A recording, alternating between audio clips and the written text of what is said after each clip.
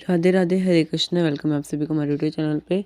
तो चलिए शुरू करते हैं श्रीमद् भगवद गीता अध्याय 4 दिव्य ज्ञान। भगवान श्री कृष्ण ने कहा, मैंने इस अमर योग विद्या का उपदेश सूर्यदेव विश्ववान को दिया और विवस्वान ने मनुष्य के पिता मनु को उपदेश दिया और मनु ने इसका उपदेश इक्ष्वाकु को दिया। इस प्रकार यह परम विज्ञान गुरु परंपरा द्वारा प्राप्त किया गया है और राजर्षियों के ने इसी विधि से इसे समझा, किंतु कालक्रम में यह परंपरा छिन्न हो गई, अतः यह विज्ञान यथारूप में लुप्त हो गया लगता है।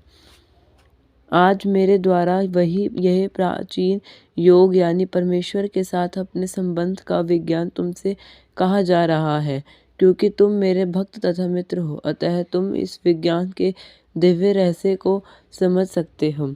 अर्जुन ने कहा, सूर्यदेव विवस्वान आपसे पहले हो चुके ज्येष्ठ है, तो फिर मैं कैसे समझूं कि प्रारंभ में भी आपने इन्हें इस विद्या का उपदेश दिया था। भगवान ने कहा, तुम्हारे तथा मेरे अनेकानेक जन्म हो चुके हैं, मुझे तो उन सब का स्मरण है, किंतु हे परंतप तुम्हें उनका स्मरण नहीं रह सकता है। हे अर्जुन, जो मेरे आविर्भाव तथा कर्मों की दिव्य प्रकृति को जानता है, वह इस शरीर को छोड़ने पर इस भौतिक संसार में पुनः जन्म नहीं लेता, अपितु मेरे सनातन धाम को प्राप्त होता है। इस संसार में मनुष्य सकाम कर्मों में सिद्धि चाहते हैं, फलस्वरूप वे देवताओं की पूजा करते हैं। निस्संदेह इस संसार में मनुष्यों को सकाम कर्मों का फल शीघ्र प्राप्त होता है।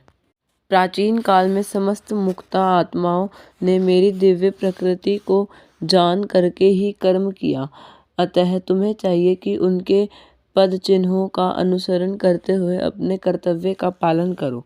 कर्म क्या है और अकर्म क्या है, इसे निश्चित करने में बुद्धिमान व्यक्ति भी मोहग्रस्त हो जाते हैं। अतएव मैं तुमको बताऊंगा कि कर्म क्या है, जिसे जानकर तुम सारे अशुभ से मुक्त हो सकोगे। कर्म की बारीकियों को समझना अत्यंत कठिन है, अतः मनुष्यों को चाहिए कि वह यह ठीक से जाने कि कर्म क्या है, विकर्म क्या है और अकर्म क्या है। जो मनुष्य कर्म में अकर्म और अकर्म में कर्म देखता है, वह सभी मनुष्यों में बुद्धिमान है और अब सब प्रकार के कर्मों में प्रवृत्त रहकर भी दिव्य स्थिति में रहता है। जिस व्यक्ति का प्रत्येक प्रयास उद्यम इंद्रिय तृप्ति की कामना से रहित होता है, उसे पूर्ण ज्ञानी समझा जाता है। उसे ही साधु पुरुष ऐसा करता कहते हैं, जिसने पूर्ण ज्ञान की अग्नि से कर्म फल को भस्मासत कर दिया है। अपने कर्म फलों की सारी आसक्ति को त्याग कर सदैव संतुष्ट तथा स्वतंत्र रहकर वह सभी प्रकार के कार्यों में व्यस्त रहकर भी कोई सकाम कर्म नहीं करता। ऐसा ज्ञानी पुरुष पूर्ण रूप से संयमित मन तथा बुद्धि से कार्य करता है, अपनी संपत्ति के सारे स्वामित्व को त्याग देता है और केवल शरीर निर्वाह के लिए कर्म करता है। इस तरह कार्य करता हुआ वह पाप रूपी फलों से प्रभावित नहीं होता है। कुछ योगी विभिन्न प्रकार के यज्ञों द्वारा देवताओं को भली भांति पूजा करते हैं और कुछ पारब्रह्म रूपी अग्नि में आहुति डालते हैं।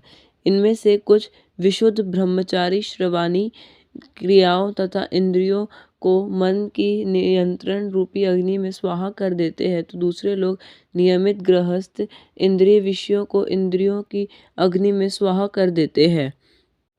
दूसरे, जो मन तथा इंद्रियों को वश में करके आत्म साक्षात्कार करना चाहते हैं, संपूर्ण इंद्रियां तथा प्राणवायु के कार्यों को संयमित मन रूपी अग्नि में आहुति कर देते हैं। कठोर व्रत अंगीकार करके कुछ लोग अपनी संपत्ति का त्याग करके, कुछ कठिन तपस्या द्वारा, कुछ अष्टांग योग पद्धति के अभ्यास द्वारा अथवा दिव्य ज्ञान में उन्नति करने के लिए वेदों के अध्ययन द्वारा प्रबुद्ध बनते हैं अन्य लोग भी हैं जो समाधि में रहने के लिए श्वास को रोके सकते हैं। प्राणायाम, वे अपान में प्राण को और प्राण में अपान को रोकने का अभ्यास करते हैं और अंत में प्राण अपान को रोककर समाधि में रहते हैं। अन्य योगी कम भोज करके प्राण की प्राण में ही आहुति देते हैं। ये सभी यज्ञ करने वाले यज्ञों का अर्थ जानने के कारण पाप कर्मों से मुक्त हो जाते हैं। हे कुरुश्रेष्ठ, जब यज्ञ के बिना मनुष्य इस लोक में या इस जीवन में ही सुखपूर्वक नहीं रह सकता, तो फिर अगले जन्म में कैसे रह सकेगा। ये विभिन्न प्रकार के यज्ञ वेदस्मत है और ये सभी विभिन्न प्रकार के कर्मों से उत्पन्न है। इन्हें इस रूप में जानने पर तुम मुक्त हो जाओगे। हे परंतप, द्रव्यज्ञ से ज्ञान यज्ञ श्रेष्ठ है। हे पार्थ, अंततोगत्वा सारे कर्म यज्ञों का अवसान दिव्य ज्ञान में होता है। तुम गुरु के पास जाकर सत्य को जानने का प्रयास करो, उनसे विनीत होकर जिज्ञासा करो और उनकी सेवा करो। स्वरूप प्रसादी व्यक्ति तुम्हें ज्ञान प्रदान कर सकते हैं, क्योंकि उन्होंने सत्य का दर्शन किया है। स्वरूप प्रसिद्ध व्यक्ति में से वास्तविक ज्ञान प्राप्त कर चुकने पर तुम पुनः कभी ऐसे मोह को प्राप्त नहीं होगे, क्योंकि इस ज्ञान के द्वारा तुम देख सकोगे कि कभी जीव परमात्मा के अंश स्वरूप है, अर्थात वे सब मेरे हैं। जो व्यक्ति अपने कर्म फलों का परित्याग करते हुए भक्ति करता है और जिसके संशय दिव्य ज्ञान द्वारा विनष्ट हो चुके होते हैं, वही वास्तव में आत्मपरायण है। हे धनंजय, वह कर्मों के बंधन से नहीं बंधता। अतएव तुम्हारे हृदय में अज्ञान के कारण जो संशय उठे हैं, उन्हें ज्ञान रूपी शस्त्र से काट डालो। हे भारत, तुम योग से समन्वित होकर खड़े हो और युद्ध करो। इसी प्रकार श्रीमद् भागवत गीता के 4th अध्याय दिव्य ज्ञान का भक्ति वेदांत तात्पर्य पूर्ण हुआ। प्रेम से बोलिए ओम नमो भागवते वासुदेवाय। हरे कृष्ण। आज के अध्याय से हमें ये पता चलता है कि संसार के सारे भौतिक क्रियाकलाप प्रकृति के 3 गुणों के अधीन संपन्न होते हैं।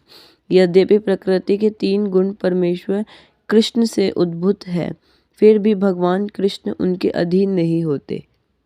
अगर आपको वीडियो पसंद आई हो तो वीडियो को लाइक और चैनल को सब्सक्राइब करना ना भूले। तो चलिए मिलते हैं आप सभी से नेक्स्ट वीडियो में अगले अध्याय के साथ। तब तक के लिए राधे राधे, हरे कृष्णा।